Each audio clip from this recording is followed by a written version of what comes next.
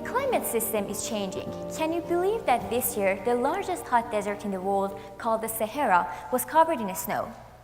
And also, I'm sure that you know about the recent droughts in Alberta. So I want to know how many of the people in this room believe that carbon dioxide is the main culprit to climate change?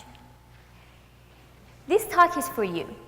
Actually, methane can trap heat about 100 times more than carbon dioxide and can increase global temperatures much more rapidly.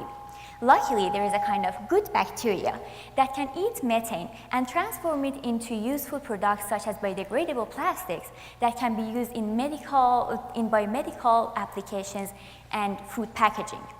This exceptional ability of the bacteria can be used to develop industrial-scale methane capture processes. For example, we can get methane from industries and transfer it into reactors that contain a bunch of these bacteria.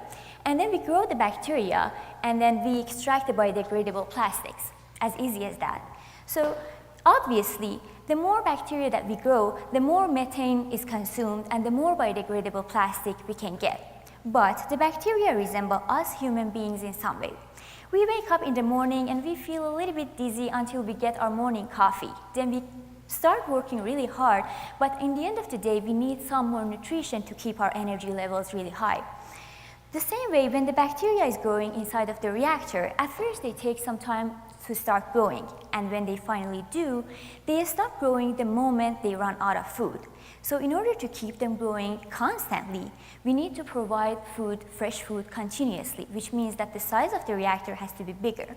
The bigger the size of the reactor, the higher the cost of the process. What I am doing in my PhD research is that I'm using a novel technique to feed the system continuously while keeping the size of the reactor fairly small. The way that it works is that when the bacteria uses up most of their food and before they stop growing completely, I remove half of them from the reactor and I provide fresh food to the remaining half so that the remaining half could grow back to their previous population. By repeating this cycle hundreds of times, we can keep the bacteria growing constantly. An important thing to note is that this whole process that includes removing the bacteria and introducing fresh food can be automatically controlled by a computer, and there is no need for a person to be available to control the process, which lowers the cost of the process significantly. Using this technique for capturing methane emissions from industries can provide us with environmentally friendly plastics and can be a step towards controlling climate change, which in a way that we won't face issues like glaciers melting and droughts in the future of our beautiful Alberta. Thank you.